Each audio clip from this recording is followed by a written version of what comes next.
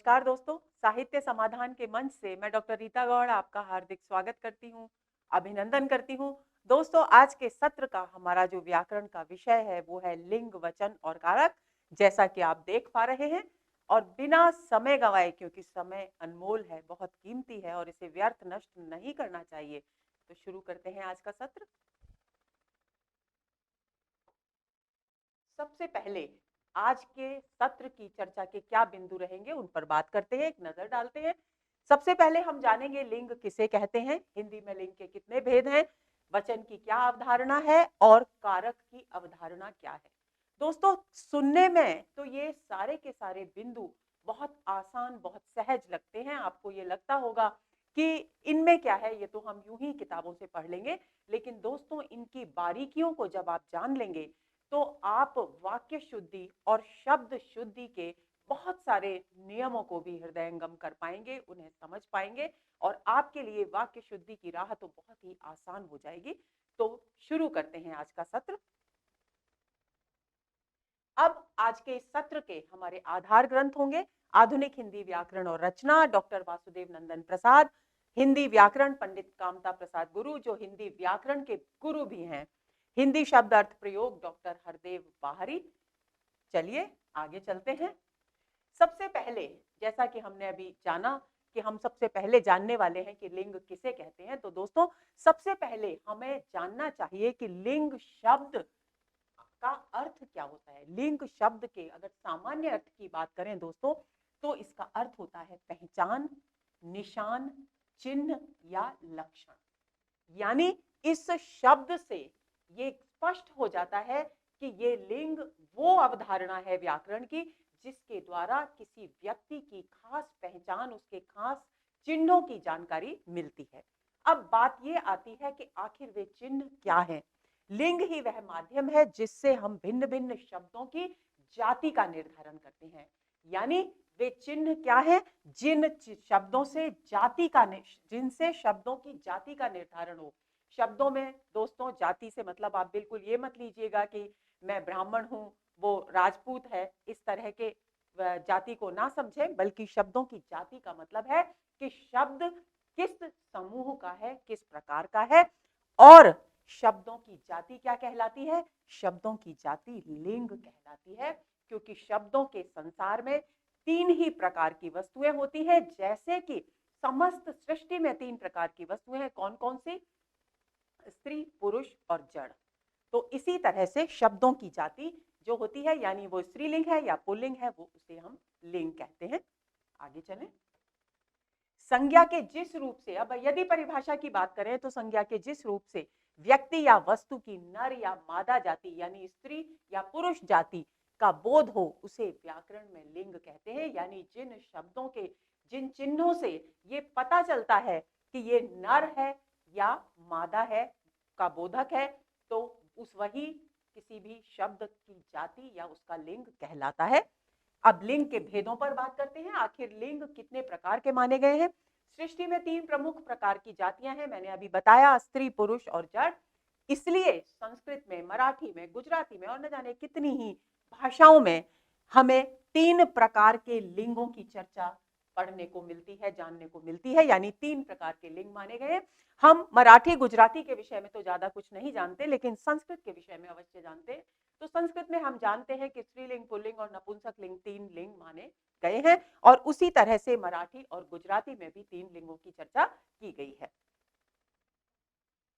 लेकिन हिंदी में लिंग दो ही प्रकार के माने गए, इस बिंदु को ध्यान में रखेंगे, पुल्लिंग और स्त्रीलिंग। पंडित कामता प्रसाद गुरु लिखते हैं कि जिस संज्ञा से, बहुत ही महत्वपूर्ण बिंदु है दोस्तों, समझेंगे, जिस संज्ञा से यथार्थ या कल्पित, ब्रैकेट में लिखा गया है यथार्थ या कल्पित, यथार्थ जो वास्तविक है जिसे हम देख पाते हैं, कल्पित जो हमारी कल्पना का विषय है जिसे हम देख नहीं पाते लेकिन हम अपनी कल्पना में जिसका साक्षात्कार करते हैं, पुरुषत्व का बोध होता है, उससे पुल्लिंग कहते हैं। यानी यथार्थ और कल्पित का मतलब क्या है? यथार्थ का मतलब हुआ दोस्तों कि जिस किसी भी वस्तु या व्यक्ति को देखकर हमें उसमें पुरुषत्व के गुण दिखाई दें सामने, बिल्कुल साक्षात, तो वो तो हो गया यथार्थ रूप में पुरुषत्व का बोध। और जब हमें किसी भी वस्तु को देखकर अपनी कल्पना में ये आभास हो कि इसकी दृढ़ता और इसके के आधार पर हमें पुरुषत्व का बोध हो रहा है, या ये हो गया कल्पित पुरुषत्व का बोध होना, तो उसे पुल्लिंग कहा जाता है। यानी जिस वस्तु या व्यक्ति को देखकर यथार्थ या कल्पित रूप में पुरुषत्व का बोध होता है उसे पुल्लिंग कहते हैं। जैसे लड़का, बैल, पेड़, नगर। लड़के को हम देख सकते हैं, लड़के को देखते ही, उसकी शारीरिक आकृति को देखते ही, उसकी बलिष्ठता को देखते ही हमें बोध हो जाता है कि ये लड़का है और ये पुल्लिंग है। यानी ये क्या हो गया, यथार्थ रूप में पुरुषत्व का बोध। इसी तरह से बैल को देखकर, उसके शरीर की सुदृढ़ता को देखकर हम आसानी से पहचान जाते हैं कि ये पुल्लिंग है। लेकिन पेड़ और नगर को देखकर नहीं पहचानते हम, बल्कि देखकर हम उसकी कल्पना करते हैं उसकी आकृति के अनुसार अपने मस्तिष्क में, तो वो हो गया कल्पित पुरुषत्व का बोध। तो इस प्रकार कामता प्रसाद गुरु की इस बात को आप ध्यान में रख लेंगे कि दो तरह से पुरुषत्व का बोध होता है हमें, एक तो यथार्थ यानी वास्तव में अपने सामने साक्षात वस्तु को देखकर, और दूसरा कल्पना के आधार पर। आगे चलते हैं। अब जैसा कि मैंने अभी आपको बताया, यहाँ लड़का और बैल शब्दों से यथार्थ पुरुषत्व का बोध होता है, किंतु पेड़ और नगर शब्द कल्पित पुरुषत्व का बोध कराते हैं, क्योंकि उनमें हमें पुरुषत्व के वे गुण नहीं मिलते जो लड़का में मिलते हैं, जो बैल में मिलते हैं, क्योंकि वे सजीव हैं और ये निर्जीव हैं। जिस संज्ञा शब्द से यथार्थ या कल्पित स्त्रीत्व का बोध हो उसे स्त्रीलिंग कहते हैं। जैसे लड़की, गाय, लता, पुरी, पुरी, नगरी को कहा जाता है।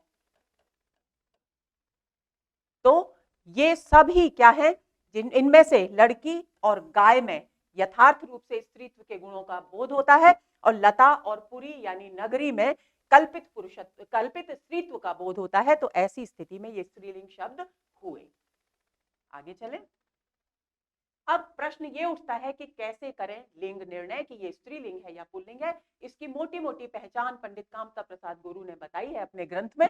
तो पंडित कामता प्रसाद गुरु के अनुसार हिंदी में लिंग का पूर्ण निर्णय करना कठिन है। इस बिंदु को भी बहुत ध्यान से जानेंगे कि पूर्ण निर्णय करना क्यों कठिन है। वो भी केवल हिंदी की बात कर रहे हैं, क्योंकि इसके लिए व्यापक और पूरे नियम नहीं बन सकते। क्यों नहीं बन सकते? क्योंकि हिंदी एक ऐसी भाषा है जिसमें संस्कृत के शब्द भी हैं, यानी तत्सम शब्द भी हैं, तद्भव शब्द भी हैं, देशज भी हैं, विदेशी शब्द भी हैं, और संकर शब्द यानी दो भाषाओं के मेल से बने हुए शब्द भी हैं। तो ऐसी स्थिति में किसी भी इतनी सारी भाषाओं के इतने प्रकार के शब्दों को किसी भी एक व्याकरणिक नियम में बांधना असंभव है। इसलिए कामता प्रसाद गुरु कह रहे हैं कि इसके लिए व्यापक और पूरे नियम नहीं बन सकते, क्योंकि इनके लिए भाषा के निश्चित व्यवहार का कोई आधार नहीं है। और भाषा के निश्चित व्यवहार का आधार क्या होता है? भाषा के निश्चित व्यवहार का आधार होता है व्याकरण। और व्याकरण कब बन सकता है? जब केवल हिंदी या तो संस्कृत निष्ठ शब्दों से युक्त होती, तत्सम शब्दों से युक्त होती, या केवल तद्भव शब्दों से युक्त होती, एक ही प्रकार के शब्द उसमें होते, तो उसके लिए एक निश्चित व्याकरणिक आधार प्रदान करना बहुत आसान हो जाता। लेकिन यही कारण है कि हिंदी में जितने भी व्याकरण के नियम है दोस्तों, उनका कहीं ना कहीं कोई ना कोई अपवाद अवश्य मिलता है। तो कोई भी नियम हम पढ़ते हैं तो आप ये मस्तिष्क में रखें कि अपवाद अवश्यम भावी है, क्योंकि इतने विशाल स्तर पर जिसमें भाषाओं का मेल हो, उस भाषा के लिए कोई भी एक निश्चित नियम बनाना संभव ही नहीं है। हिंदी में कितने प्रकार के शब्द हैं मैंने चर्चा की, तत्सम, तद्भव, देशज, विदेशज और संकर। और इन शब्दों की चर्चा हम अपने अगले एक अलग सत्र में करेंगे, जबकि हम केवल और केवल शब्द और उसके भेदों पर बात करेंगे। ये 5 प्रकार के शब्द यहां मिलते हैं तत्सम शब्दों का। आप देखिए, ध्यान देंगे, कामता प्रसाद गुरु कह रहे हैं कि तत्सम शब्दों का व्याकरणिक नियमों के अनुसार लिंग निर्णय करना संभव है। क्यों? क्योंकि एक ही प्रकार की भाषा के तत्सम शब्द कौन से होते हैं? जो संस्कृत के शुद्ध शब्द हैं वे सभी तत्सम शब्द कहलाते हैं। तो क्योंकि एक ही प्रकार की भाषा के शब्द हुए, तो ऐसी स्थिति में उनके लिए लिंग निर्धारण के नियम बनाना आसान है, अन्य शब्दों का नहीं। लेकिन बाकी जो शब्द हैं, कुछ देशज हैं, कुछ संस्कृत से विकसित हुए तत्सम शब्दों से विकसित हुए तद्भव शब्द हैं, कुछ विदेशी शब्द हैं, कुछ संकर शब्द हैं, तो उनके लिए इस प्रकार के नियम बनाना संभव नहीं है, क्योंकि प्रत्येक भाषा की अपनी एक अलग प्रकृति होती है, अपना एक अलग स्वभाव होता है, अपना एक अलग आधार होता है। जिन पदार्थों से, अब ध्यान देंगे, जिन पदार्थों से कठोरता, बल और श्रेष्ठता आदि गुण दिखाई दें, उनमें पुरुषत्व की कल्पना करके उन्हें पुल्लिंग मान लिया गया है। क्या पहचान हुई? जो कठोर है, बलवान है और श्रेष्ठ है, उसके लिए क्या गुण माने गए? ये सारी विशेषताएं किसकी हैं? पुरुषत्व की। यानी इन ऐसे गुणों से युक्त वस्तु या व्यक्ति को क्या मान लिया गया? पुल्लिंग मान लिया गया। जैसे मनुष्य, जैसे युवक, जैसे पत्थर, जैसे सूर्य, जैसे चंद्रमा आदि। आगे चलें। इसके विपरीत जिन पदार्थों में नम्रता, कोमलता और सुंदरता आदि गुण दिखाई दे, उन्हें स्त्रीलिंग मान लिया गया है। जैसे स्त्री, युवती, मिट्टी, बर्फ, लता आदि। कॉमा लगा लेंगे। तो इस प्रकार ये वस्तु के और व्यक्ति के स्वभाव के आधार पर लिंग निर्णय करने की अवधारणा हमारे साहित्य में, हमारी भाषा में प्राचीन काल से विद्यमान है, यानी संस्कृत से विद्यमान है। इस बात को आप अच्छी तरह से समझेंगे। प्रश्न ये उठता है कि मिट्टी को क्यों माना गया? क्योंकि मिट्टी में तो नम्रता और कोमलता, नम्रता स्त्रियों में होती है, सुंदरता स्त्रियों में होती है, लेकिन मिट्टी में भी सुंदरता होती है, कोमलता होती है। हम हाथ में लेते हैं उसे तो वो हमें कठोरता का आभास नहीं देती। हम एक पत्थर को हाथ में लेते हैं, एक मिट्टी को हाथ में लेते हैं, किसमें हमें कोमलता अनुभव होती है? निश्चित रूप से मिट्टी में कोमलता अनुभव होती है। और मिट्टी से हम कितनी सुंदर सुंदर वस्तुएं बनाते हैं, कितनी सुंदर सुंदर आकृतियां बनाते हैं, तो वो उसमें छिपे हुए सौंदर्य की अभिव्यक्ति है। तो ऐसी स्थिति में मिट्टी को क्या माना गया है? स्त्रीलिंग माना गया।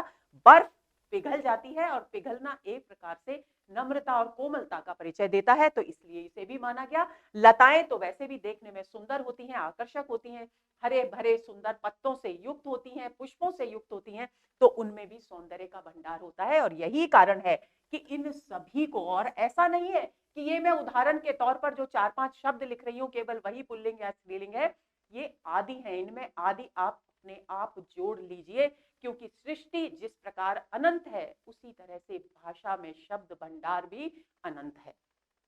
मोटे तौर पर हिंदी में 2 प्रकार से लिंग निर्णय किया जाता है, शब्द के अर्थ से और शब्द के रूप से। यानी शब्द के अर्थ से, यानी शब्द को हमने पढ़ा, उसके अर्थ को जाना और उसके आधार पर हमने निर्णय कर लिया कि ये स्त्रीलिंग है या पुल्लिंग।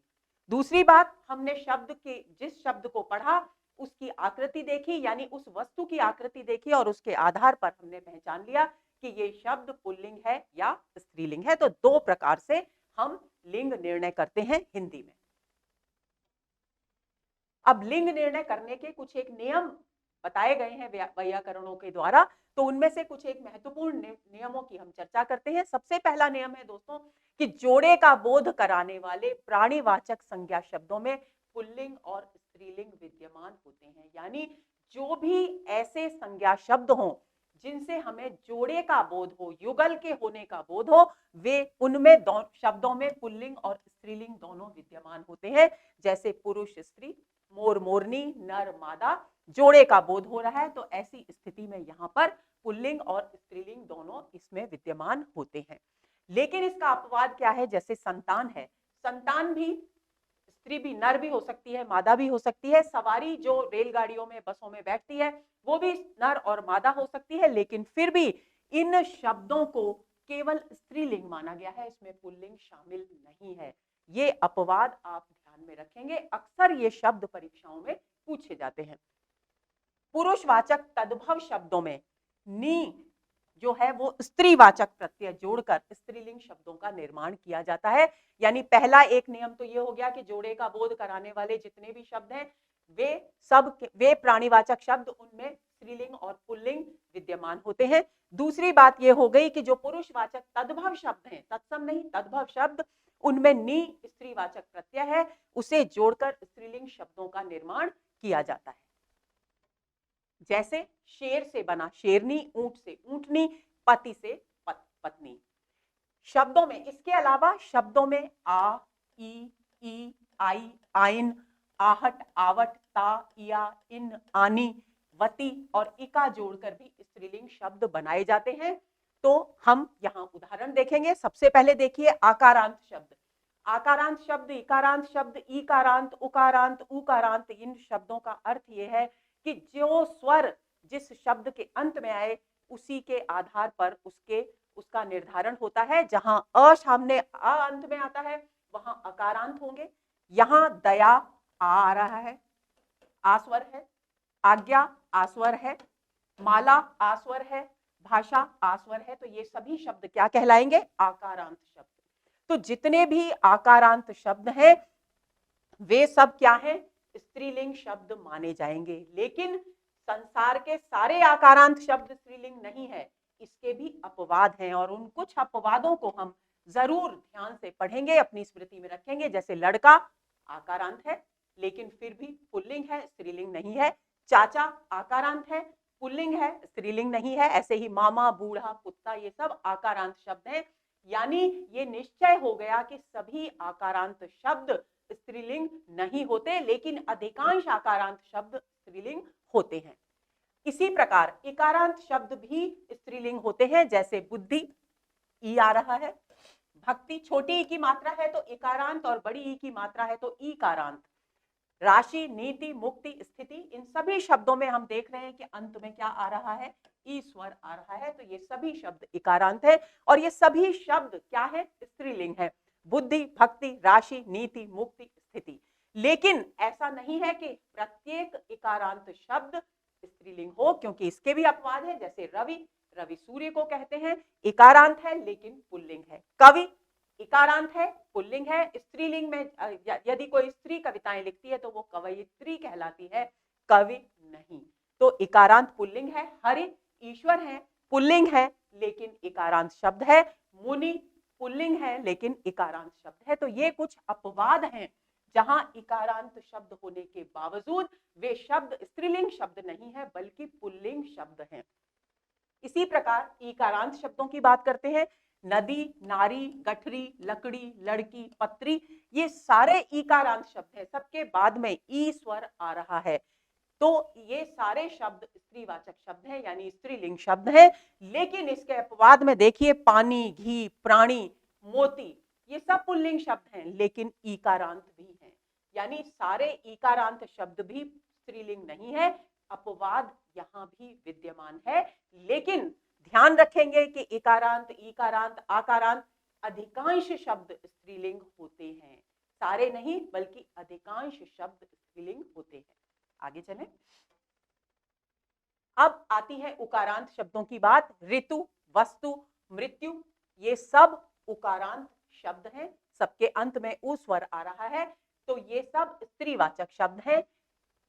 वस्तु, मृत्यु, मृत्यु आ गई, मृत्यु हो गई, हम हमेशा स्त्रीलिंग में ही इस्तेमाल करते हैं। कौन सी ऋतु चल रही है, हम हमेशा ऋतु को भी स्त्रीलिंग मानते हैं।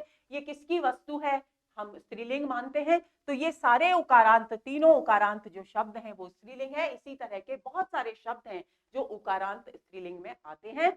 लेकिन इसके भी अपवाद हैं।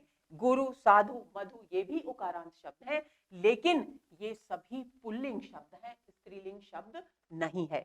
यहां मधु शहद के लिए इस्तेमाल किया गया है। इसी प्रकार उकारांत शब्दों के ऊपर नजर डालते हैं। वधु, तराजू, लू, झाड़ू, ये सब उकारांत शब्द हैं और ये सारे क्या हैं, स्त्रीलिंग शब्द हैं। लेकिन सारे उकारांत शब्द स्त्रीलिंग नहीं है, इसमें भी अपवाद है। जैसे आलू, काजू, भालू, आंसू, ये सब उकारांत होने के बावजूद पुल्लिंग शब्द है। इस शब्द को ध्यान में रख लेंगे। आंसू, इस पर वचन से संबंधित प्रश्न भी पूछा जाता है और इस पर लिंग से संबंधित प्रश्न भी पूछा जाता है। तो ऐसी स्थिति में इसे आपको ध्यान में रख लेना है। अब आता है प्रत्ययों की बात। तो आई प्रत्यय लगने से भी हम स्त्रीलिंग शब्द बनाते हैं। जैसे भलाई, बुराई, ढिलाई, ऊंचाई, इन सब में आई प्रत्यय लगा है और इस प्रकार ये शब्द सभी स्त्रीलिंग शब्द बन गए हैं। भला से भलाई, बुरा से बुराई, पुल्लिंग शब्द है। बुरा पुल्लिंग विशेषण शब्द है। तो बुरा पुरुष, बुरी स्त्री, ऐसे हम इस्तेमाल करते हैं इन शब्दों को। लेकिन इनसे जब भाववाचक संज्ञाएं बनती हैं आई प्रत्यय लगने से, तो ये शब्द स्त्रीवाचक हो जाते हैं। ऊंचाई, ढिलाई, बुराई, भलाई आदि। घबराहट, मुस्कुराहट, आहट प्रत्यय लगने से ये सब स्त्रीवाचक शब्द बने हैं। दिखावट, सजावट, बनावट, इसमें आवट प्रत्यय है, इनसे स्त्रीवाचक शब्द बने हैं। इस भवन की सजावट बहुत सुंदर है, तो सजावट की बात, इसकी बनावट बहुत सुंदर है, बनावट की बात, ये सब स्त्रीवाचक शब्द हैं। इसी प्रकार आइन प्रत्यय लगने से बनते हैं ठकुराइन और पंडिताइन जैसे न जाने कितने शब्द जो स्त्रीवाचक हैं, स्त्रीलिंग हैं। ममता, उदारता, कटुता में ता प्रत्यय लगने से ये स्त्रीवाचक शब्द बने हैं। इसी प्रकार इया प्रत्यय लगने से बने हैं बिटिया, खटिया, लुटिया, चुटिया, ये इस तरह के बहुत सारे शब्द बनते हैं। ये सब शब्द भी स्त्रीवाचक शब्द हैं, स्त्रीलिंग शब्द हैं। नागिन, मालिन, इन प्रत्यय लगने से बने हैं, तो ये भी स्त्रीलिंग शब्द है। माली से मालिन, नाग से नागिन, रागिनी, एकाकिनी, इन्हीं प्रत्यय लगने से ये शब्द बने हैं। राग से रागिनी, एकाकी से एकाकिनी। इसी प्रकार जेठ से जेठानी, नौकर से नौकरानी, आनी प्रत्यय जोड़ने से ये शब्द बने हैं। जेठ और नौकर दोनों पुल्लिंग शब्द हैं, लेकिन यहाँ जेठानी और नौकरानी, जब इन शब्दों को में आनी प्रत्यय जोड़ा गया नौकर और जेठ में, तो ये स्त्रीलिंग शब्द बन गए। इसी प्रकार कुछ शब्दों में वती प्रत्यय जोड़ करके भी स्त्रीलिंग शब्द बनाए जाते हैं। विद्यावती, गुणवती, दोस्तों ध्यान देंगे, जब आप वाक्य शुद्धि में कभी कोई ऐसा शब्द आ जाए जैसे सत्यवती बहुत गुणवान है, तो सत्यवती क्योंकि स्त्री है, तो वहां सत्यवती के लिए गुणवान शब्द अशुद्ध होगा। वाक्य शुद्धि में इस बात को ध्यान में रखेंगे। गुणवती शब्द आएगा, तो जहां स्त्री के लिए आ रहा है गुणों की बात, वहां गुणवती, और जहां पुरुष के लिए आ रहा है वहां गुणवान होगा। इस बात को आप ध्यान में रखेंगे। इसी तरह से इका शब्द से गायिका, नायिका जैसे न जाने कितने शब्द बनते हैं। नायक से नायिका, गायक से गायिका, इका प्रत्यय जोड़ने से यह स्त्रीलिंग शब्दों का निर्माण हो गया। अब कुछ एक शब्द ऐसे भी हैं हिंदी में जो हमेशा स्त्रीलिंग शब्द होते हैं, जिनमें कोई संदेह की गुंजाइश ही नहीं है। तो कौन से हैं ऐसे शब्द? जितनी भी संसार में भाषाएं हैं दोस्तों, जितनी भी बोलियां हैं, वे सब स्त्रीलिंग शब्द हैं। जैसे अवधी, ब्रज, तमिल, कन्नड़, ये सारी की सारी भाषाएं कैसी हैं? सब फ्रेंच, जर्मन, रशियन, अंग्रेजी, ये सब स्त्रीवाचक हैं। जितनी भी भाषाओं और बोलियों के नाम हैं, उनके विषय में कंठस्थ कर लेंगे, ये सब स्त्रीलिंग शब्द हैं, हमेशा स्त्रीलिंग में ही लिखे जाते हैं। इसके अलावा हमारी भाषा में, हिंदी में, क्योंकि विदेशी शब्द भी बहुत सारे हैं, तो अरबी, फारसी और उर्दू के शब्द भी हैं। तो अरबी, फारसी और उर्दू के वे अधिकांश शब्द जो त अंत में खत्म होते हैं, वे सब स्त्रीलिंग होते हैं। तो ध्यान देंगे, क्या पहचान है अरबी, फारसी, उर्दू के शब्दों की? जिनके अंत में त आ रहा है वो स्त्रीलिंग शब्द कहलाएंगे। जैसे शराफत, नजाकत, हरकत, अदालत, ये सब स्त्रीवाचक शब्द हैं और सब अरबी, फारसी और उर्दू के, और सबके अंत में त आ रहा है। इसी तरह से एक इबादत भी एक शब्द है। आप ध्यान देंगे तो आपको न जाने कितने शब्द इस तरह के याद आ जाएंगे जिनके अंत में त आता है, और आपको बिल्कुल भी भ्रमित होने की आवश्यकता नहीं, क्योंकि अरबी, फारसी और उर्दू में जिन शब्दों के अंत में त आता है वे हमेशा स्त्रीलिंग शब्द माने जाते हैं। आगे चलते हैं। इसी प्रकार कोयल, मैना, तितली, मकड़ी, दीमक, चींटी, मक्खी, गिलहरी, बटेर, जोंक, चील, छिपकली, ये सब स्त्रीलिंग शब्द हैं। और यदि इनके पुल्लिंग आए तो आप, इस तरह का प्रश्न भी आता है, जैसे कोयल का पुल्लिंग शब्द होगा, तो कोयल का पुल्लिंग शब्द बनाने के लिए हमें उसके आगे नर शब्द का इस्तेमाल करना होगा, यानी नर कोयल, नर मैना, नर तितली, नर मकड़ी, नर दीमक, नर चींटी। तो इस तरीके से शब्द, हालांकि हम चींटी के पुल्लिंग के रूप में चींटा शब्द भी इस्तेमाल करते हैं, लेकिन वो लोक प्रचलित रूप है और व्याकरण की दृष्टि से वो अशुद्ध माना जाता है। तो यहाँ पर अगर शुद्धि की बात करें तो नर शब्द का प्रयोग इन स्त्रीवाचक शब्दों के साथ करने से इनके पुल्लिंग शब्दों की का निर्माण होगा। इसके अलावा समूहवाचक बहुत सारे शब्द ऐसे हैं जो हमेशा स्त्रीलिंग होते हैं, जैसे फौज, सेना, जनता, सरकार, ये सब समूह है। सरकार चलती है तो हम क्या कहते हैं? सरकार चलता है नहीं कहते, सरकार चलती है। फौज आ रही है, सेना जा रही है। हम हमेशा स्त्रीवाचक क्रियाओं का यहाँ प्रयोग करते हैं, स्त्रीलिंग के अनुसार क्रियाओं का प्रयोग करते हैं। तो इसका मतलब है कि ये समूहवाचक शब्द हमेशा स्त्रीलिंग में इस्तेमाल होते हैं। इसी प्रकार प्रजा, भीड़, भीड़ इकट्ठी हो गई, भीड़ इकट्ठा हो गया हम कभी नहीं कहते, भीड़ इकट्ठी हो गई।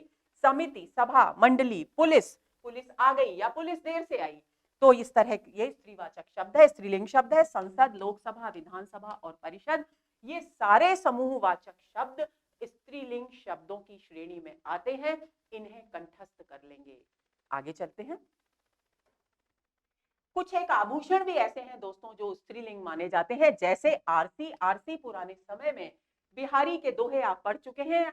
आरसी अंगूठी में एक प्रकार की अंगूठी होती थी जिसमें बहुत ही सुंदर एक शीशा आईना लगा रहता था और उसमें देखा करती थी नायिकाएं नायकों को। तो वो आरसी स्त्रीलिंग है। नथ स्त्रीलिंग है। लौंग स्त्रीलिंग है। पायल, माला, तगड़ी, चूड़ी, अंगूठी, कंठी, ये सब स्त्रीलिंग है।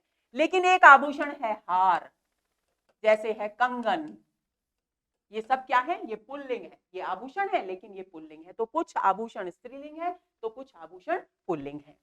अब कुछ ऐसे शब्द भी हैं, जिस तरह से हमने यहां चर्चा की कि हमेशा स्त्रीलिंग माने जाने वाले कौन से शब्द हैं, उसी तरह से कुछ शब्द हिंदी में ऐसे भी हैं जो हमेशा पुल्लिंग ही माने जाते हैं, जैसे उल्लू, कौआ, भेड़िया, चीता, खटमल, भेड़, केंचुआ, पक्षी, बिच्छू, खरगोश, तोता, गरुड़, मगरमच्छ, जुगनू, भालू, बिच्छू आदि। तो ये सारे शब्द कैसे हैं? ये सारे शब्द हमेशा पुल्लिंग में होते हैं। तो जिस तरीके से हमने हमेशा स्त्रीलिंग में जो नाम आते हैं उनकी बात की थी और हमने कहा था कि यदि इनका पुल्लिंग बनाना है तो हमें इनके आगे नर शब्द जोड़ना पड़ेगा, उसी तरह से इन पुल्लिंग शब्दों का यदि हमें स्त्रीलिंग बनाना है तो हमें इनके आगे मादा जोड़ना पड़ेगा, जैसे मादा चीता, मादा भेड़िया, मादा कौआ, मादा उल्लू, मादा केंचुआ, मादा पक्षी, ये इस तरीके से जोड़ना पड़ेगा। आगे चलते हैं। हाँ, यहाँ एक प्रसंगवश एक बात और बता दूं, हम अक्सर भेड़ को स्त्रीलिंग मानते हैं, लेकिन भेड़ मूलतः पुल्लिंग है। लेकिन अगर हम उसके स्त्रीलिंग बनाएंगे तो हम उसके आगे क्या जोड़ेंगे? मादा भेड़। ये संभवतः ये बोलचाल में इसलिए हुआ क्योंकि हम भेड़ शब्द का उच्चारण हमेशा भेड़ बकरियों के साथ करते हैं। तो बकरी क्योंकि स्त्रीलिंग शब्द है और इस ऐसी स्थिति में ये भेड़ भी स्त्रीलिंग की तरह लोक व्यवहार में प्रचलित होने लगा है, जबकि वास्तव में वे यह हमेशा पुल्लिंग में इस्तेमाल होने वाला शब्द है। इस बात को भी आप ध्यान में रखेंगे। इन शब्दों के स्त्रीलिंग शब्द प्रारंभ में मादा शब्द जोड़कर बनाए जाते हैं, इसकी चर्चा मैं कर चुकी हूं।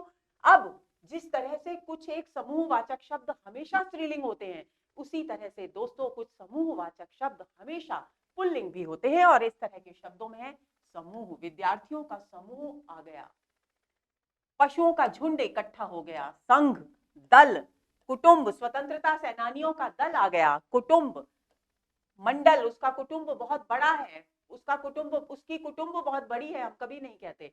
यानी कुटुंब पुल्लिंग शब्द है। मंडल, समुदाय, कुल, समाज, निगम, परिवार, ये सारे शब्द हमेशा पुल्लिंग होते हैं, स्त्रीलिंग नहीं होते। शरीर के अवयवों के नाम भी सामान्यतः पुल्लिंग होते हैं, लेकिन इसमें भी अपवाद है, जैसे जीभ स्त्रीलिंग है, उंगली स्त्रीलिंग है लेकिन अंगूठा पुल्लिंग है, एड़ी, चोटी, आंख, कलाई, भौं, ये सब स्त्रीलिंग हैं। लेकिन आंख की जगह अगर हम इस्तेमाल करें नेत्र तो पुल्लिंग शब्द हो जाएगा। तो आप इस बात को ध्यान में रखेंगे कि शरीर के अंगों के अवयवों के नाम जैसे हाथ है, सिर है, ये सब, पैर हैं, ये सारे के सारे, अधिकांशतः उदर है, ये सब पुल्लिंग शब्द हैं। अनाजों के जितने भी नाम हैं वे सब अक्सर पुल्लिंग में आते हैं, लेकिन कुछ एक अपवाद हैं, जैसे मक्का, ज्वार, मूंग और अरहर, ये सारे के सारे अनाज स्त्रीलिंग शब्द माने जाते हैं, जबकि अधिकांशतः अनाजों के नाम जैसे गेहूं है, जैसे बाजरा है, ये सब किस प्रकार के हैं? पुल्लिंग शब्दों में आने वाले हैं। अपवाद क्या है? अब रत्नों के नाम भी अधिकांशतः पुल्लिंग होते हैं, जैसे हीरा है, मोती है, गोमेद है, जितने भी रत्नों के नाम होते हैं वे सब पुल्लिंग होते हैं। लेकिन इसका भी अपवाद है, जैसे सीपी पुल्लिंग नहीं है, जैसे मणि पुल्लिंग नहीं है, स्त्रीलिंग है। तो ये बात भी आप ध्यान में रखेंगे। संज्ञार्थक या क्रियार्थक क्रियाएं सदैव पुल्लिंग होती हैं। संज्ञार्थक क्रियाएं जो संज्ञा शब्दों से बनती हैं, संज्ञा शब्दों की का अर्थ देने वाली जो क्रियाएं हैं वो संज्ञार्थक क्रियाएं होती है, और जो क्रियाएं होती हैं वो क्रियाएं होती हैं, क्रिया का संकेत देने वाली क्रियाएं होती हैं, ये हमेशा पुल्लिंग होती हैं। जैसे लाठी संज्ञा है और हम उससे क्रिया बना लेते हैं लठियाना। उसने उसे लठिया दिया, ये पुल्लिंग है। उसने उसका दिल दुखा दिया, दुख पुल्लिंग है, संज्ञा है, लेकिन उसने उसका दिल दुखाया, ये दुखाना क्या हो गया, क्रिया बन गया, तो ये पुल्लिंग है। इसी तरह से टहल से टहलना, नहाना, हंसना, गाना, ये सब जितनी भी संज्ञार्थक और क्रियार्थक क्रियाएं हैं वे सब पुल्लिंग होती हैं। ये ध्यान देंगे आप। आगे चलें। समय, दिन और महीनों के नाम हमेशा पुल्लिंग में रखे जाते हैं। जैसे पल, एक एक पल बीत रहा है, एक एक पल तेजी से बीत रहा है, 1 घंटा हो गया, वह अभी तक नहीं आया, हम पुल्लिंग में इस्तेमाल करते हैं। आज कौन सा दिन है, आज कौन सी दिन है, हम कभी नहीं कहते आज कौन सा दिन है। ये कौन सा सप्ताह चल रहा है, यानी ये पुल्लिंग शब्द है। ये आज कौन सा महीना है, तो हम पुल्लिंग में इस्तेमाल करते हैं। आज रविवार है, ये चैत्र मास चल रहा है, तो जितने भी महीनों के, समय के, दिन के नाम हैं वे सब हमेशा पुल्लिंग में होते हैं। इस बात को आप कंठस्थ कर लेंगे। इसके अलावा जितनी भी सृष्टि में स्थूल, भद्दी, मोटी, भारी, भरकम, जड़ वस्तुओं की बोधक संज्ञाएं हैं वे सब पुल्लिंग होती हैं। जैसे लकड़ा, जैसे रस्सा, जैसे गट्ठर आदि, ये सब पुल्लिंग है। स्त्रीलिंग होगा तो गठरी, रस्सी, लकड़ी, ये सब स्त्रीलिंग होंगे। लेकिन सामान्यतः इस तरह की जितनी भी ये विशेषताएं बताई गई हैं पुल्लिंग की, वर्णमाला के जितने भी अक्षर हैं वे अधिकांशतः पुल्लिंग है, लेकिन इसमें भी अपवाद है। जैसे ई और री, ये तीनों स्त्रीलिंग हैं। ये तीनों जो वर्णमाला के अक्षर हैं वो क्या है, स्त्रीलिंग है। लेकिन अधिकांशतः क, ख, ग, घ, ङ, आप सब बोलकर देख लीजिए, अधिकांशतः पुल्लिंग शब्द ही आएंगे। तो वर्णमाला के सारे अक्षर पुल्लिंग में ही आते हैं। आगे चलें। देशों के नाम, महाद्वीपों के नाम, समुद्रों के नाम हमेशा पुल्लिंग में होते हैं। उदाहरण के तौर पर जैसे भारत, एशिया, अरब सागर आदि। तो आप किसी भी सागर का नाम सोचकर देखिए, किसी भी महाद्वीप का नाम सोचिए, किसी भी देश का नाम सोचिए, वो हमेशा पुल्लिंग ही होता है। इसके अलावा जो भाववाचक संज्ञाएं होती हैं जिनके अंत में त्य आए, त्व आए, व आए या य आए, तो इन वर्णों से समाप्त होने वाली वर्णांत, यानी इन वर्णों के साथ समाप्त होने वाली जो भाववाचक संज्ञाएं हैं वे हमेशा क्या होती हैं, पुल्लिंग होती हैं। जैसे नृत्य, त्य आ गया, देवत्व, त्व आ गया, दानव, व आ गया, जैसे धैर्य, यह आ गया। तो इस तरह से इन शब्दों का से अंत जिन भाववाचक संज्ञाओं का होता है वे सभी भाववाचक संज्ञाएं क्या होती हैं, पुल्लिंग होती हैं। न से अंत होने वाली जितनी भी संज्ञाएं हैं वे भी पुल्लिंग होती हैं। जैसे पालन, नयन, वचन, गमन आदि। इस तरह के न जाने कितने शब्द हैं। तो यदि आप इन बिंदुओं को ध्यान में रख लेंगे दोस्तों, तो आपके लिए लिंग पहचानना, उससे संबंधित प्रश्नों के सही जवाब देना बहुत आसान हो जाएगा। आगे चलें। अब शुरू करते हैं, तो ही लिंग की बात, अब शुरू करते हैं वचन। सबसे पहले आखिर वचन होता क्या है। संज्ञा और सर्वनाम के जिस रूप से संख्या का बोध होता है दोस्तों, उसे वचन कहते हैं। ये बात बहुत मामूली सी है, लेकिन परिभाषा के रूप में समझ लेने वाली है। हिंदी में 2 प्रकार के वचन हैं, लेकिन संस्कृत में 3 वचन है, एक वचन, द्विवचन और बहुवचन। लेकिन हिंदी में द्विवचन नहीं है, एक से अनेक जो कुछ भी है वो सब बहुवचन में शामिल कर लिया गया है। तो हिंदी में आपको ध्यान रखना है 2 वचन है और संस्कृत में 3 वचन है, द्विवचन भी आता है। आगे चलें। संज्ञा के जिस रूप से एक वस्तु का बोध हो वो एक वचन, और जिससे बहुत सारी, एक से अधिक वस्तुओं का बोध हो, व्यक्तियों का बोध हो, वह बहुवचन कहलाता है। अब वचन के विषय में कुछ एक महत्वपूर्ण तथ्य हैं जो हमेशा जान लेने चाहिए, क्योंकि ये इन तथ्यों के आधार पर ही आप सही प्रश्नों के जवाब, वचन से संबंधित प्रश्नों के सही जवाब देने में सफल हो सकेंगे। आदर और सम्मान के लिए बहुवचन इस्तेमाल होता है। जैसे गुरुजी आए हैं, गुरुजी तो एक हैं, लेकिन क्योंकि हम उनके प्रति आदर भाव व्यक्त कर रहे हैं तो क्या होगा, गुरुजी आए हैं या गुरुजी पधारे हैं। और दूसरी बात, जब हम आदर और सम्मान देते हैं दोस्तों, अक्सर 90% विद्यार्थी हिंदी के बिंदी लगाने में बहुत गलती करते हैं। तो जब एक वचन है तो बिंदी नहीं आएगी है पर, वह आता है, वह आया है, बिंदी नहीं आएगी। लेकिन जब हम कहते हैं वे आए हैं, या तो वह बहुवचन है या वह आदर और सम्मान से युक्त व्यक्ति है, आदरणीय व्यक्ति है, इसलिए हम उनके लिए क्या कहेंगे, हैं शब्द का इस्तेमाल करेंगे, यानी उस पर बिंदी आएगी। हैं जब ए की ध्वनि आती है पर, तो बिंदी लगती है, अनुस्वार लगता है, और है पर अनुस्वार नहीं लगता। दोनों के उच्चारण के अंतर को समझ लेंगे। जितना शुद्ध आप उच्चारण करेंगे, आपका हिंदी का व्याकरण, हिंदी की लिखाई उतनी ही ज्यादा शुद्ध होगी। इस बात को आप गांठ बांध लीजिए। तो आदर और पहला बिंदु क्या है? आदर और सम्मान के लिए बहुवचन का प्रयोग होता है, चाहे एक ही व्यक्ति को न हो। जैसे सभा में राजा के बड़े बेटे आए हैं, तो बड़े बेटे तो एक ही हैं, बड़े बेटे एक ही हैं, लेकिन क्योंकि वे सम्माननीय हैं, आदरणीय हैं, इसलिए क्या कहा गया है? हैं। आए और हैं, ये दोनों क्रियाएं बहुवचन के अनुसार लगाई गई हैं। कविराज पधारे हैं, कविराज एक ही हैं, लेकिन क्योंकि वे सम्माननीय हैं, इसलिए पधारे हैं क्रिया का इस्तेमाल किया गया है। इसके अलावा गणनीय संज्ञा शब्दों में एक वचन और बहुवचन अलग अलग होते हैं। दूसरा बिंदु क्या है? जिन संज्ञा शब्दों की गिनती की जा सकती है, उनके लिए एक वचन अलग होता है और बहुवचन अलग होता है। जैसे पुस्तक, पुस्तकें, केला, केले, इनको गिना जा सकता है, तो इसलिए इनमें एक वचन अलग होगा और बहुवचन अलग होगा। लेकिन अगणनीय जो संज्ञा शब्द हैं, जिस ज्यादातर द्रव्यवाचक संज्ञाएं आदि, तो उनमें एक वचन और बहुवचन समान होता है। जैसे पानी, तो पानी से पानियां नहीं करते, तेल से तेलें नहीं करते।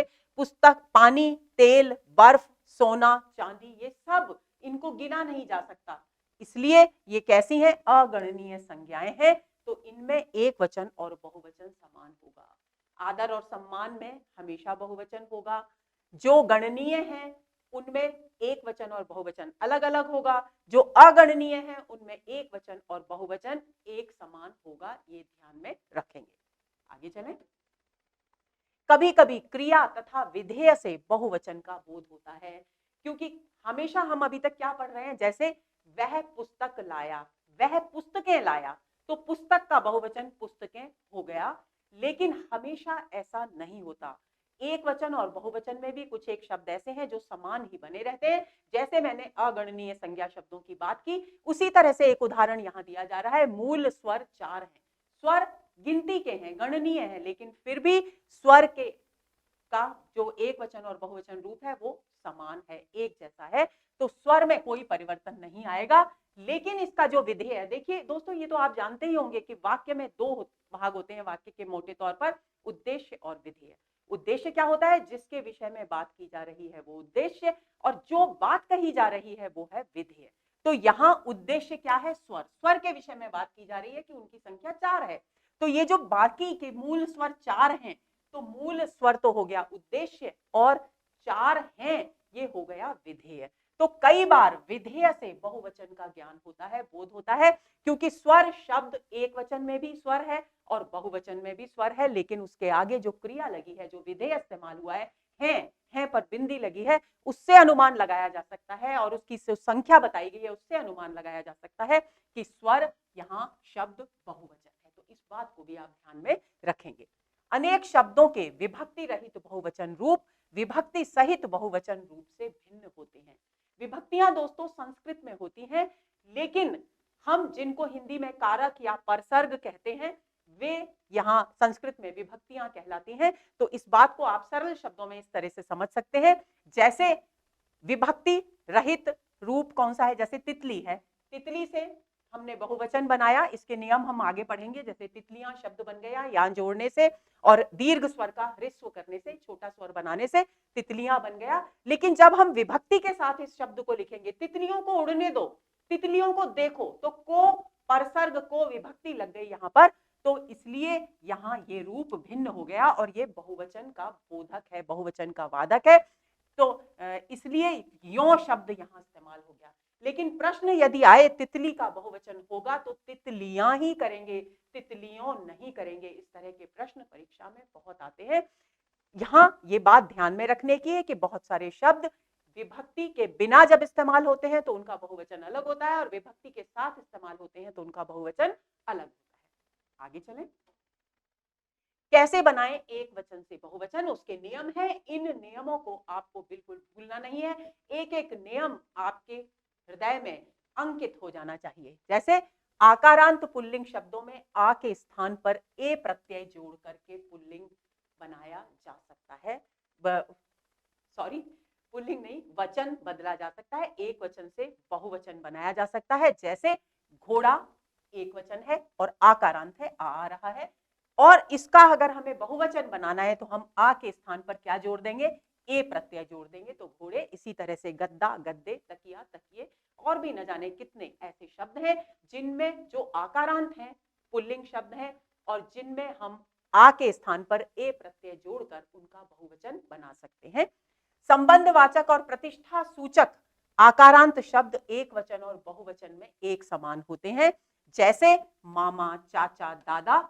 हम ये हमारे दो मामा आ रहे हैं तो भी हम कहते हैं मामा आए हैं, हम चाचा आ रहे हैं तो भी हम कहते हैं हमारे चाचा आए हैं, चाचाओं आए हैं, चाचाएं आए हैं। इस तरह का शब्द हम इस्तेमाल नहीं करते, तो वो व्याकरण की दृष्टि से भी अशुद्ध होता है और हम प्रयोग में लाते भी नहीं। तो ऐसी स्थिति में जितने भी सम्मान सूचक, संबंध सूचक, संबंधों का बोध कराने वाले शब्द हैं, दूसरे आदरणीय हैं, प्रतिष्ठा सूचक शब्द हैं और आकारांत भी हैं, लेकिन इनका एक वचन और बहुवचन एक समान होता है, उसमें कोई परिवर्तन नहीं होता। तो यदि इस तरह का शब्द आए तो आप इस बात को कंठस्थ कर ले कि चाचा का बहुवचन भी चाचा होगा और एक वचन भी चाचा होगा। आगे चलें। संस्कृत की, ये बहुत ही महत्वपूर्ण बिंदु है दोस्तों, संस्कृत की ऋकारांत और नकारांत संज्ञाएं। ऋकारांत संज्ञाएं कौन सी होती हैं? जिनके पीछे री आता है। नकारांत जिनके पीछे न आता है, न अंत में आने वाली संज्ञाएं और री अंत में आने वाली संज्ञाएं, वे हिंदी में आकारांत हो जाती हैं और बहुवचन में अपरिवर्तित रहती हैं। जैसे संस्कृत का शब्द है पितृ। पितृ में ये जो री है दोस्तों, ये क्या है?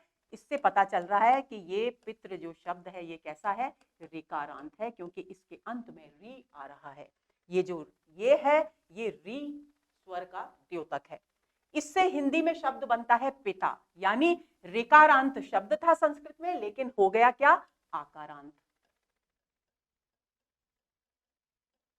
अब पिता हर स्थिति में एक वचन और बहुवचन दोनों में एक समान पिता ही रहेगा, ये इस बदलेगा नहीं, यानी इसका एक वचन रूप और बहुवचन रूप एक समान है। इसी तरह से मातृ, माता ऋकारांत शब्द है तो माता ही रहेगा दोनों स्थितियों में, दोनों वचनों में समान रहेगा। इसी तरह से नकारांत शब्द का उदाहरण लिया है राजन। राजन संस्कृत का है, से बन गया हिंदी में राजा, आकारांत शब्द हो गया। और राजा चाहे एक हो या अनेक, बहुत सारे हों, फिर भी हम दोनों वचनों में इनके रूप को समान रूप से ही राजा शब्द इस्तेमाल करते हैं। लेकिन हाँ, जो हमने एक नियम पढ़ा था कि विभक्तियों के जुड़ने पर कई बार रूप में परिवर्तन हो जाता है। जैसे राजाओं को आने दो, तब को विभक्ति लगने के बाद राजा का राजाओं हो जाएगा, लेकिन एक वचन और बहुवचन दोनों में राजा शब्द राजा ही रहेगा, पिता शब्द पिता ही रहेगा, माता शब्द माता ही रहेगा। ये बात ध्यान में रखेंगे। ये उदाहरण है ऋकारांत और नकारांत संज्ञाओं के, जो संस्कृत की संज्ञाएं हैं। कारक चिन्ह लगने पर उनके अनुसार बहुवचन रूप बनते हैं। कारक चिन्ह वही विभक्तियां आ गई, जैसे राजाओं में माताओं को ये कारक चिन्ह लग गए, जिसका उदाहरण मैंने अभी आपको बोलकर बताया। माताओं को आराम करने दो, तो माताओं को लग गया। राजाओं में कोई भी राजा श्वेतांग श्रेष्ठ है, तो यहां राजाओं में कारक लग गया। तो इस तरह से यहां पर उनका रूप बदल जाएगा, तो बहुवचन में ये रूप होगा। यौगिक शब्दों के पूर्व आकारांत पुल्लिंग शब्द होने पर उत्तर शब्द के साथ पूर्व शब्द का भी बहुवचन हो जाता है। जैसे एक शब्द है छापा खाना, तो छापा ये यौगिक शब्द है, क्योंकि ये दो शब्दों के मेल से बना है।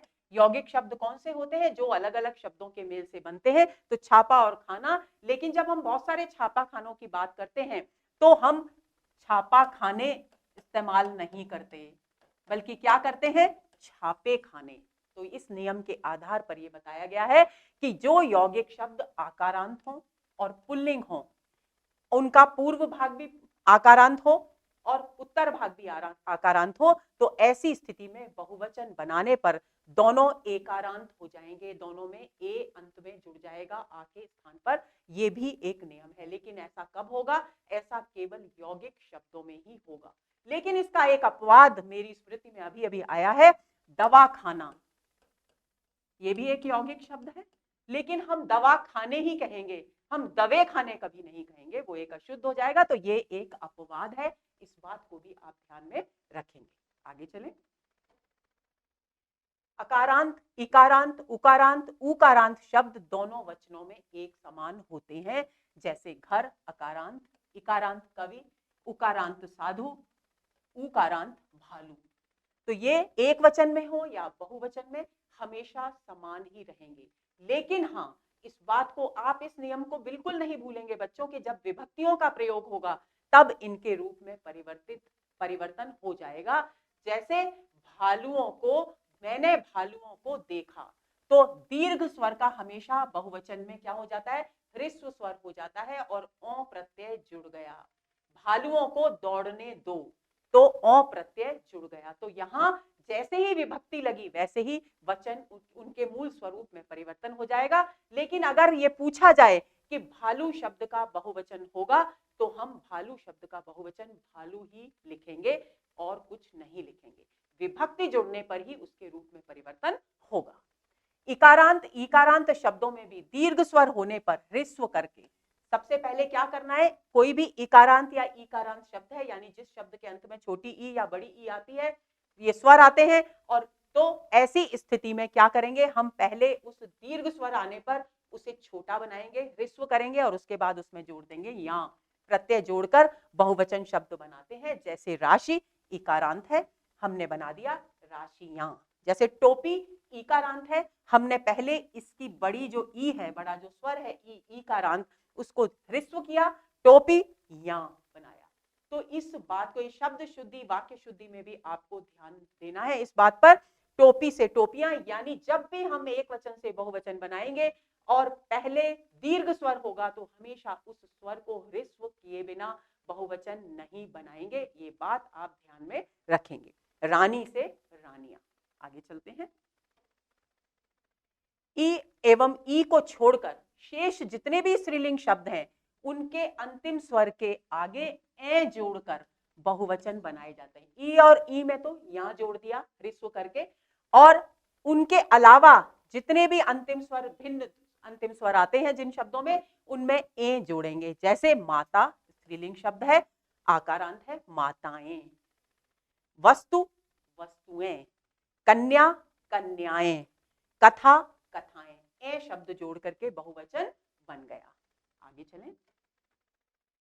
अकारांत और आकारांत, उकारांत शब्दों में अंत में ओ जोड़कर बहुवचन शब्द बनाए जाते हैं। जैसे भैंस भैंसों, वधु वधुओं, ह्रस्व का यहां भी, दीर्घ का यहां भी ह्रस्व हो रहा है, इस बात को ध्यान में रखेंगे। लड़की लड़कियों, तो आपको ये बात ध्यान में रखनी है। ये उदाहरण यहां गलत टाइप हो गया है दोस्तों, क्योंकि ये इकारांत शब्द है और हम बात कर रहे हैं अकारांत, आकारांत और उकारांत शब्दों की। तो इस बात को ध्यान में रखेंगे। ये अकारांत शब्द हो गया और ये उकारांत शब्द हो गया।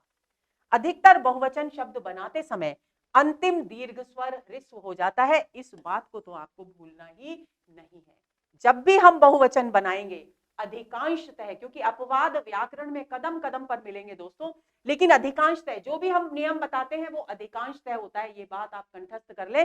तो अधिकांशतः बहुवचन शब्द बनाते समय अंतिम दीर्घ स्वर ह्रस्व हो जाता है। ये आपको भूलना नहीं है। आगे चलें। ऊंतावाचक आकारांत संज्ञा शब्दों में बहुवचन शब्द बनाते समय केवल अनुनासिक लगता है। अब ये ऊंतावाचक शब्द क्या है? ऊंतावाचक शब्द वे शब्द होते हैं दोस्तों, वे संज्ञा शब्द जो लघुता का, छोटेपन का, न्यूनता का बोध कराते हैं, वो ऊंतावाचक शब्द कहलाते हैं। तो कौन से ऊंतावाचक शब्द? जो आकारांत है, यानी जिनके अंत में आ स्वर आ रहा है। ऐसे संज्ञा शब्दों के जब बहुवचन बनाए जाते हैं तो उनके आगे अंत में केवल क्या लगता है? अनुनासिक लगता है, यानी केवल चंद्रबिंदु लगता है।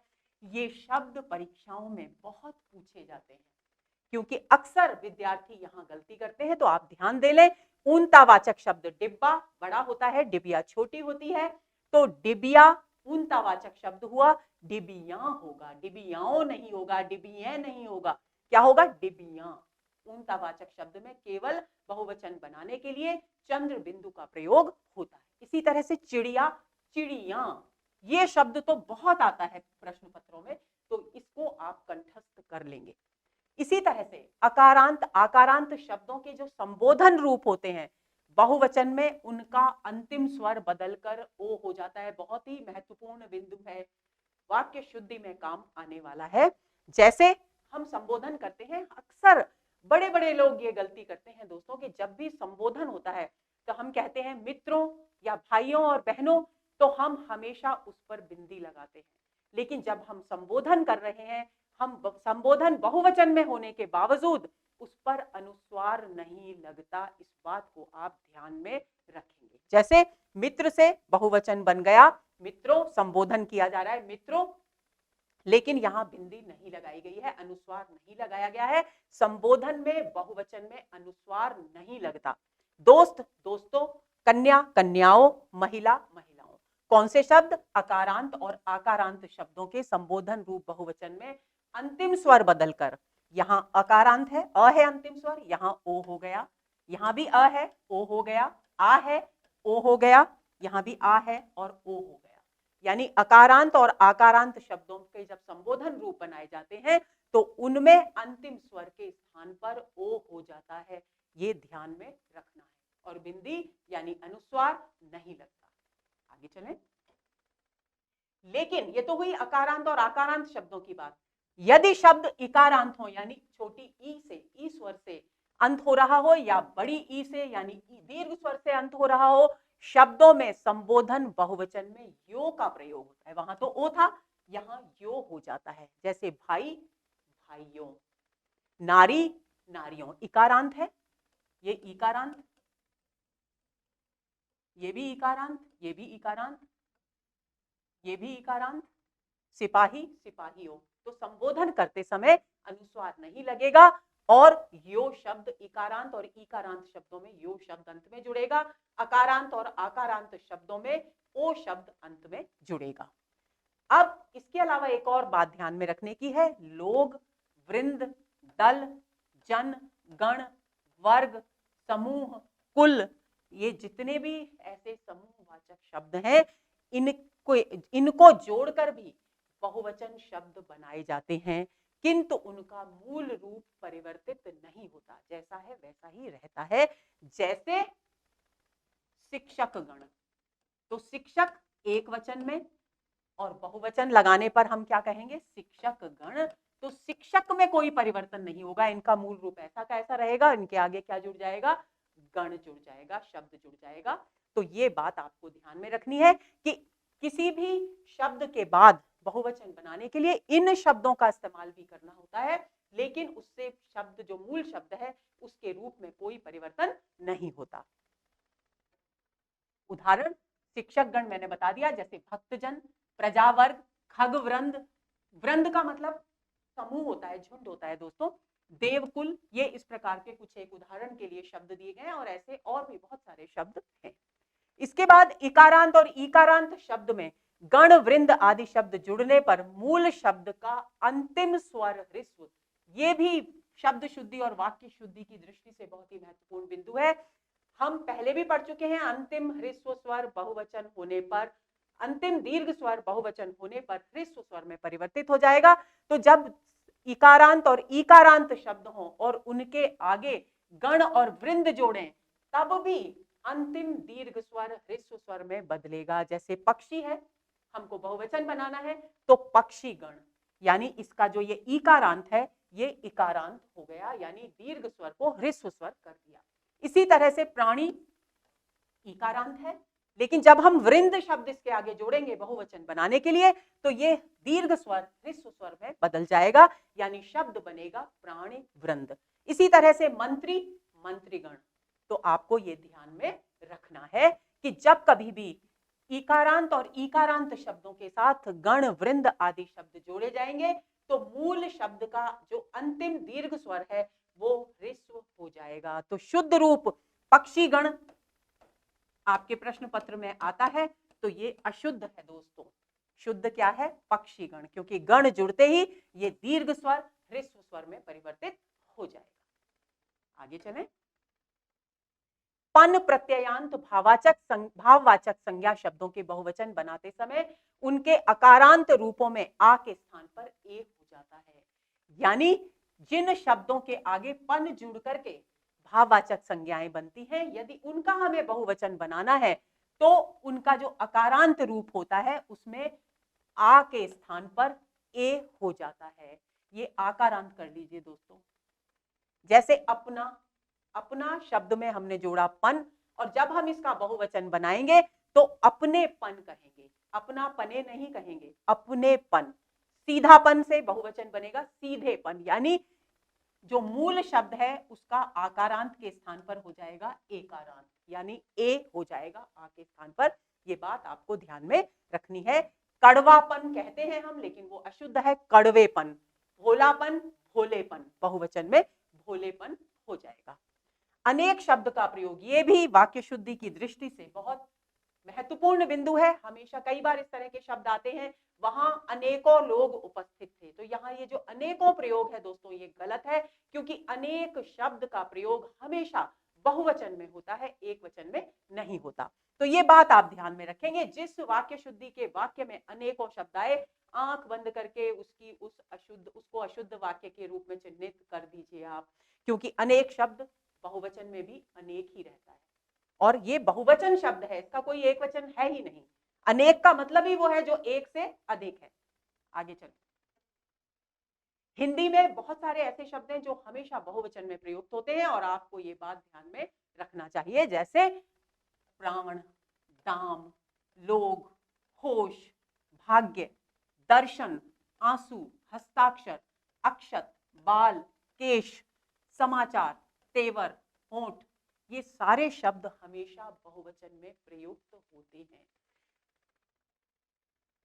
आपके दर्शनों से हम कृतार्थ हुए, वाक्य शुद्धि के लिए इस तरह के वाक्य आते हैं, तो आप मान लीजिए कि यहाँ दर्शनों शब्द ही गलत है, व्याकरण की दृष्टि से अशुद्ध है, क्योंकि आपके दर्शन से हम कृतार्थ हुए।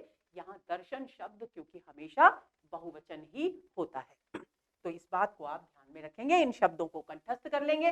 वाक्य शुद्धि में इनमें से जो भी शब्द आए, आप हमेशा उस बात को पकड़ लेंगे कि यही वाक्य अशुद्ध है। आगे चलें। प्रत्येक, हर एक, हर कोई, ये शब्द हमेशा एक वचन में प्रयुक्त होते हैं, बहुवचन में नहीं। जैसे अनेक शब्द हमेशा बहुवचन में होता है, उसी तरह से प्रत्येक, हर एक, हर कोई जो शब्द है वो हमेशा एक वचन में ही प्रयुक्त किए जाते हैं। इसी प्रकार प्रेम, गिरी, याचना, क्षमा, क्रोध, जल, वारी, तोय, छाया, ये सारे शब्द दोनों वचनों में हमेशा एक समान होते हैं, इनमें कोई परिवर्तन नहीं होता, इनका रूप परिवर्तन बिल्कुल भी नहीं होता। कभी कहीं कुछ एक शब्द ऐसे होते हैं जो विभक्तियां लगने के बाद थोड़ा रूप परिवर्तन कर लेते हैं, अन्यथा ये हर स्थिति में, चाहे वो एक वचन हो चाहे वो बहुवचन हो, ये शब्द हमेशा एक जैसे रहते हैं। आगे चलें। अब अगला हमारा जो टॉपिक है आज का वो है कारक। सबसे पहले हम जान लें कि कारक किसे कहते हैं। कारकों से संबंधित अशुद्धियां भी वाक्यों में बहुत अधिक प्रयुक्त होती हैं, तो आपकी वाक्य शुद्धि का जो समस्या है वो दोस्तों आज के इस सत्र से 90% हल हो जाएगी। तो संज्ञा या सर्वनाम के जिस रूप से उसका संबंध वाक्य के किसी दूसरे शब्द के साथ प्रकट होता है, अभिव्यक्त होता है, उस रूप को, शब्द के उस रूप को क्या कहते हैं? कारक कहते हैं। यानी कारक वो कड़ी हैं किसी भी वाक्य में जो किसी भी एक शब्द का दूसरे शब्द के साथ, वाक्य के दूसरे शब्दों के साथ संबंध स्थापित करते हैं। कारक का क्रिया के साथ सीधा संबंध होता है, ये बात आपको कभी भूलनी नहीं है। कारक परसर्ग और विभक्ति भी कहलाते हैं, यानी कारकों के लिए परसर्ग और विभक्ति शब्दों का प्रयोग भी किया जाता है, ये पर्यायवाची है। कारक चिन्ह दो प्रकार से लिखे जाते हैं। कैसे?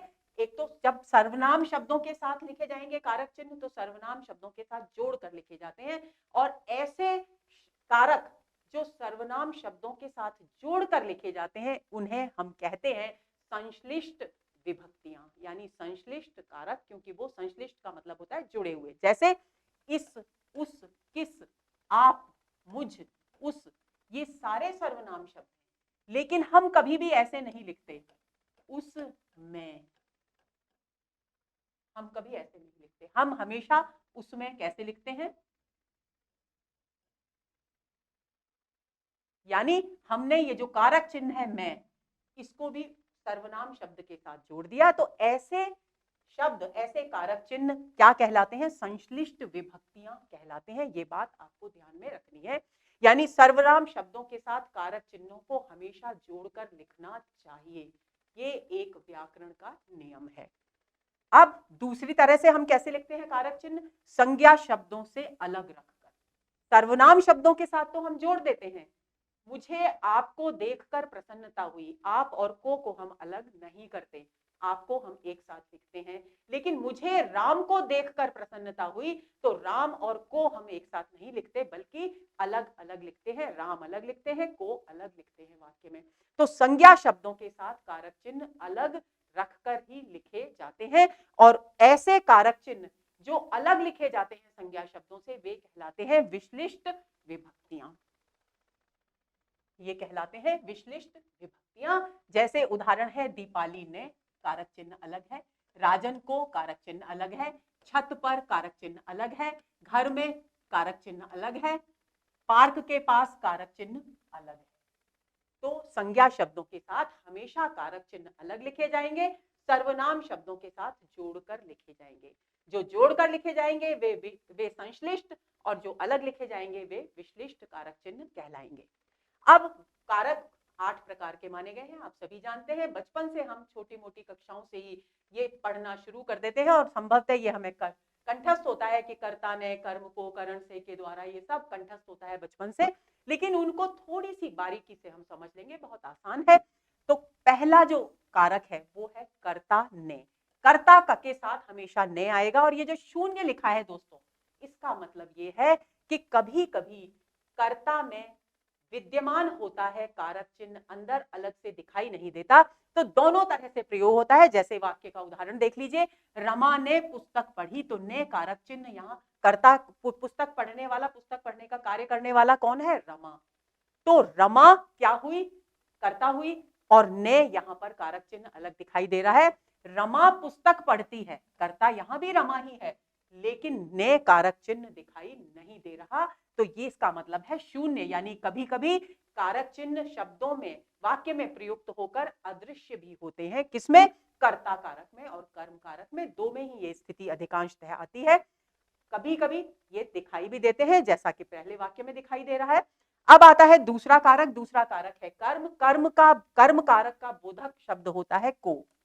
इसका बोधक शब्द है ने। जहां भी वाक्य में ने आए, समझ लीजिए कर्ता कारक। कर्ता के आगे हमेशा ने ही आएगा, कर्म के आगे हमेशा को आएगा। रमा ने सुधा को पुस्तक दी, को कारक आ गया, कर्म है, क्योंकि सुधा क्या है, सुधा को दी, तो कर्म हो गया, द्विकर्मक हो गया। पुस्तक भी कर्म है और सुधा भी कर्म है, क्योंकि सुधा को दिया जा रहा है।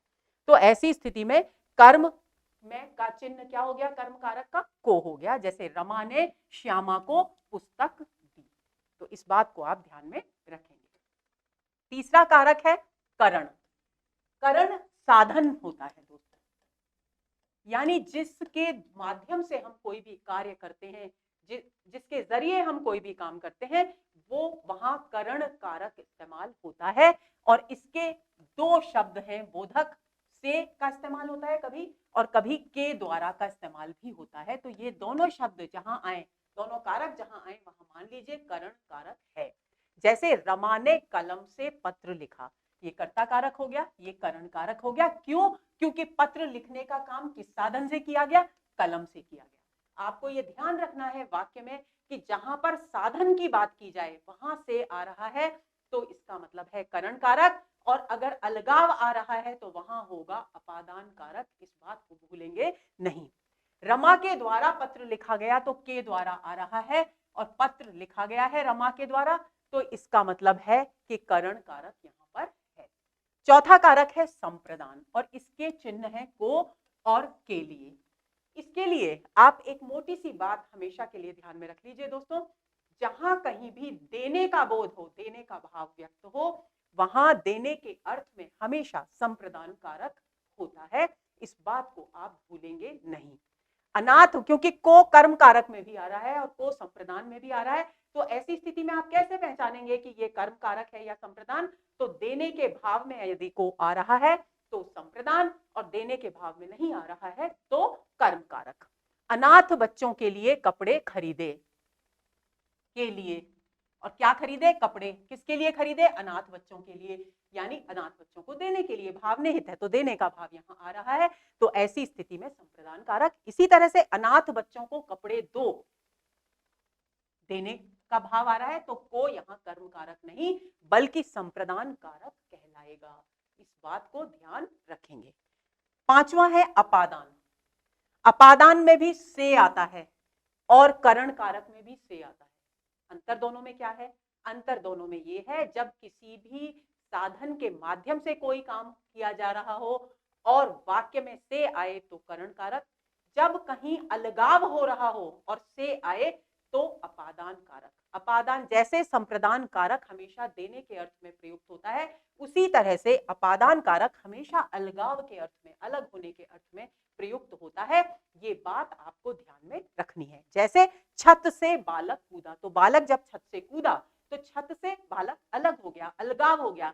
पेड़ से पत्ता गिरा, तो पेड़ से पत्ता पेड़ पर था, तब तक अलग था, अलग बात थी, लेकिन जैसे ही गिरा तो वो पेड़ से अलग हो गया, तो यहां अपादान कारक होगा।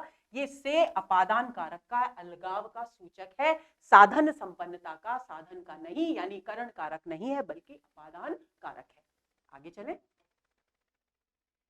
संबंध कारक। संबंध कारक की अभिव्यक्ति का, की, के द्वारा भी होती है और रा, री, रे के द्वारा भी होती है। जैसे राम का घर, रमा की माता, रमा के वस्त्र, ये सब संबंध बता रहे हैं। संबंध कारक का काम होता है, वो दो वस्तुओं के बीच में निकटता का संबंध स्थापित करता है, उसे अभिव्यक्त करता है, वही संबंध कारक होता है। घर से राम का संबंध बताया जा रहा है तो राम का घर, माता से रमा का संबंध बताया जा रहा है तो रमा की माता, रमा का उसके वस्त्रों से संबंध बताया जा रहा है तो रमा के वस्त्र। तो संबंध सूचक होता है संबंध कारक, जैसा कि उसके नाम से ही स्पष्ट है। इसी तरह से रा, री, रे के द्वारा भी संबंध स्पष्ट होता है। जैसे मैं से मेरा, रा, मेरा भाई, बहन है तो मेरी बहन, री आ गया, मेरे पिताजी, रे आ गया। तो रा, री, रे जुड़ करके भी संबंध सूचक होते हैं। तो जहां इस तरह के शब्द इस्तेमाल हो, सर्वनाम शब्द, वहां दोस्तों आप मान लीजिए संबंध कारक का प्रयोग किया गया है। या तो का, की, के इस्तेमाल होगा या रा, री और रे इस्तेमाल होगा। अब आता है सातवां कारक, अधिकरण कारक। अधिकरण कारक क्या होता है? इसका सूचक शब्द है, कारक चिन्ह है मैं और पर। जब किसी भी चीज के ऊपर कोई चीज रखी हो या किसी में डूबी हुई हो तो अधिकरण कारक होगा। सरोवर में उतरा, कुएं में उतरा, जल में डूबा, गिलास में पानी है, मैं, किसी भी चीज के अंदर किसी चीज के होने का भाव जहां हो वहां मैं। जमीन पर गिरा तो जमीन के ऊपर, ऊपर का भाव और अंदर का भाव जहां आ रहा है और मैं और पर में से कोई एक कारक चिन्ह है तो आप समझ लीजिए अधिकरण कारक है। अब बात आती है संबोधन यानी आठवें कारक की। संबोधन है हे, अरे, ओ। इसके अलावा आजकल की हिंदी भाषा में और भी बहुत सारे संबोधन सूचक शब्द हो गए हैं, जैसे हे भगवान, तो हम क्या कह रहे हैं? संबोधन है, तो यहाँ हे शब्द संबोधन कारक हो गया, और संबोधन के साथ ये विस्मयादि बोधक चिन्ह हमेशा लगता है। अरे सुनो, हम किसी को बुला रहे हैं, कोई अनजान व्यक्ति है, अरे सुनना रे, हम हमेशा उसे कहते हैं। रे शब्द भी आजकल संबोधन का सूचक हो गया है।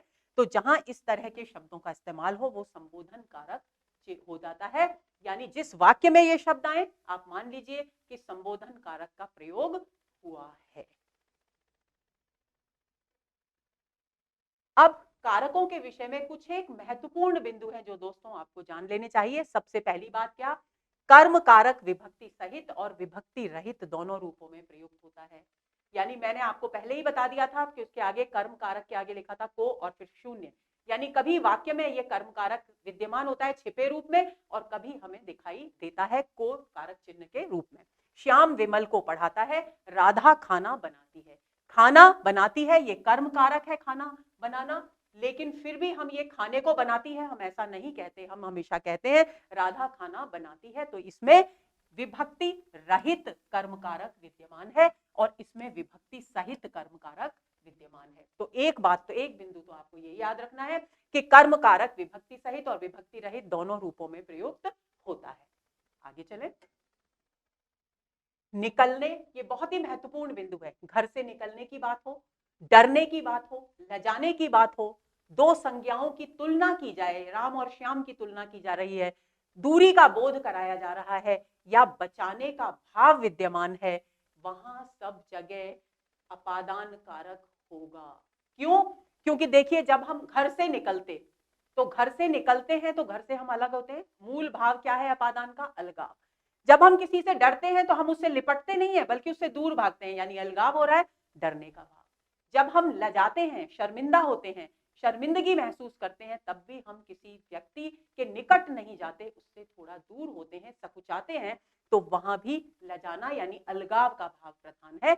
इसी तरह से दो संज्ञाओं की जब तुलना की जाए और तो से आएगा और से का मतलब है अपादान कारक। जैसे पढ़ाई में राम से श्याम श्रेष्ठ है, राम और श्याम की पढ़ाई के जो कुशलता है उसकी तुलना की जा रही है, से है, लेकिन ये से करण कारक नहीं है बल्कि तुलना में अपादान कारक आता है। तो अपादान कारक का यहाँ प्रयोग है, इस बात को आप भूलेंगे नहीं। दूरी का बोध कराना, घर से विद्यालय 2 किलोमीटर है, तो घर से विद्यालय, दूरी का बोध यानी अलगाव का बोध हो रहा है किसी निश्चित दूरी की ओर संकेत करके, तो यहां भी अपादान कारक होगा। बचाने के अर्थ में डूबने से बचाता है, तो हमेशा लड़की को डूबने से बचाता है, बच्चे को कूदने से बचाता है, बच्चे को एक्सीडेंट से बचाता है, तो से कारक आ रहा है, लेकिन ये से करण कारक नहीं है बल्कि बचाने के अर्थ में हमेशा कौन सा कारक इस्तेमाल होगा? अपादान कारक इस्तेमाल होगा। ये बात भूलेंगे नहीं। उदाहरण कुछ यहाँ दिए गए हैं। शेर से डरता है, डरने के अर्थ में। शेर से डरेंगे तो हम शेर के गले जाकर लिपटेंगे नहीं बल्कि उससे दूर भागेंगे, तो अलगाव हो गया।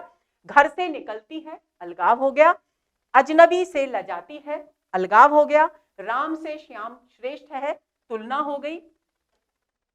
घर से विद्यालय दूर है, गिरने से बचाता है, तो ये सब में क्या है? उन सभी क्रियाओं का प्रयोग हुआ है जो अपादान सूचक यानी अलगाव की बोधक क्रियाएं हैं। तो ऐसी स्थिति में इस प्रकार के वाक्यों में हमेशा अपादान कारक होगा। बहुत में से एक को, देखिए दो की तुलना हो तो अपादान कारक, लेकिन बहुत सारी कक्षा में विद्यार्थी हैं और उनमें से किसी एक की श्रेष्ठता बताई जा रही है, तो अपादान कारक नहीं होगा बल्कि कौन सा कारक होगा? अधिकरण कारक होगा। विद्यार्थियों में राम श्रेष्ठ है क्योंकि विद्यार्थी बहुत सारे हैं और उनमें से राम की श्रेष्ठता बताई जा रही है, तो ऐसी स्थिति में मैं कारक चिन्ह आ गया, से आएगा नहीं, मैं आएगा और मैं आते ही क्या होगा? अधिकरण कारक हो जाएगा। जैसे विद्यार्थियों में विवेक श्रेष्ठ है, राधा 2 घंटे में लौटेगी, यानी किसी खास समय की अवधि को सूचित, दूरी के अर्थ में अपादान कारक, लेकिन किसी समय की सीमा को सूचित करते समय क्या आएगा? अधिकरण कारक आएगा। राधा 2 घंटे में लौटेगी, यानी 2 घंटा समय की अवधि है, राधा के लौटने के समय की ओर संकेत कर रहा है, यानी कौन सा कारक होगा? अधिकरण कारक होगा। और दूरी के अर्थ में अपादान कारक। इस भिन्नता को आप समझ लेंगे। तो दोस्तों ये हुआ हमारा आज का सत्र। मुझे तो बहुत मजा आया और मैं नहीं जानती, उम्मीद है लेकिन मुझे कि आपको भी बहुत मजा आया होगा, आनंदित हो गए होंगे और आपके आधे संकट, आधे से भी ज्यादा मुझे ऐसा लगता है, वाक्य शुद्धि से संबंधित दूर हो गए होंगे। लेकिन फिर भी वाक्य शुद्धि हम अलग से उस पर चर्चा जरूर करेंगे। अगले सत्र का बेसब्री से इंतजार कीजिए। नमस्कार।